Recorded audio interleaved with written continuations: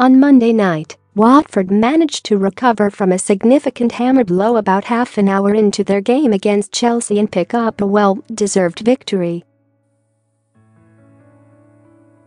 After all, that was the point at which Tiemoue Bakayoko earned his second yellow card and was dismissed from the field of play.The Chelsea midfielder was arguably Watford's most creative player during his brief spell on the pitch. He set up chances, ensured Chelsea's moves forward broke down, and was such a problem for the visitors that they avoided passing to him after a certain point. It continued a trend for the former Monaco man, who came in during the summer as one of the most highly coveted midfielders in Europe and now has more question marks attached to him than the Riddler.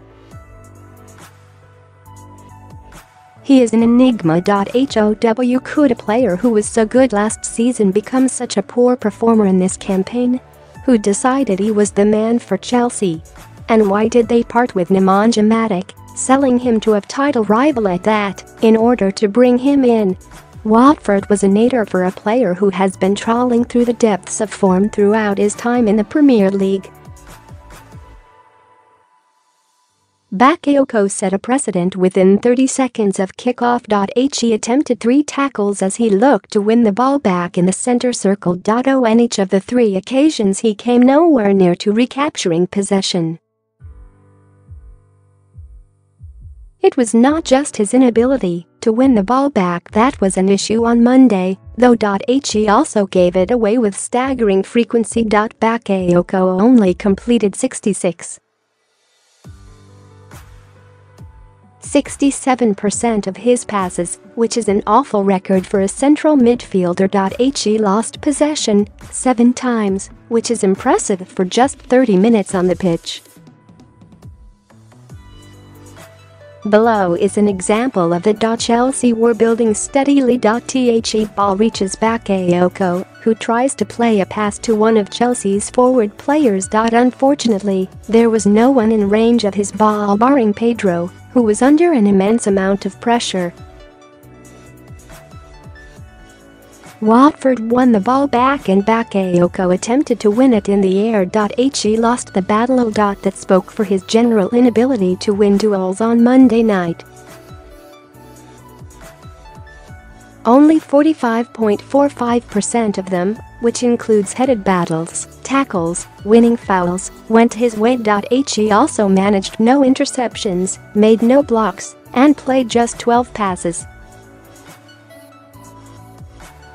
Even more troubling was the way he repeatedly set Watford up with opportunities to break. His role in Chelsea's team is to be a safe pair of hands, bring the ball forward and, most importantly, not nearly set up goals for the opposition.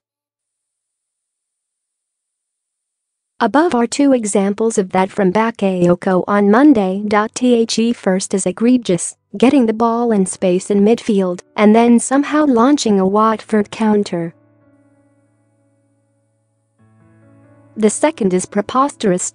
Yes, he is facing his own goal and yes, he is under pressure, but a £35.2 million midfielder should be able to feed the ball to David Luiz, who is in space. Instead, he plays in Richarlison. The Brazilian could have quite easily scored from that position. Bakayoko has had a mistake in him all season. He is 16th for players in the Premier League when it comes to errors leading to shots. And he ranks in the same position for errors leading to goals. Compare that to Matic, who has played a comparable amount of football. He has not made a single error leading to a shot, never mind a goal.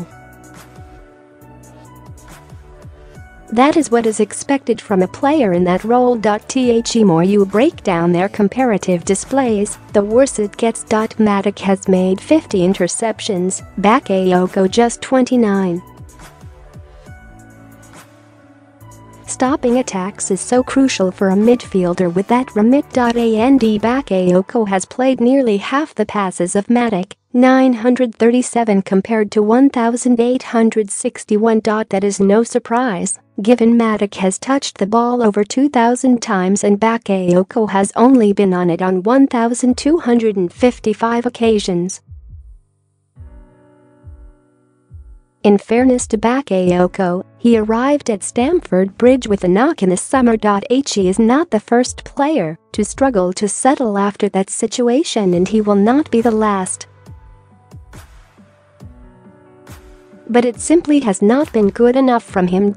Monday just flagged up reality and posed the question again. Why exactly did Antonio Conte jettison Matic for Bakayoko? Answers on a postcard please, if you can come up with one.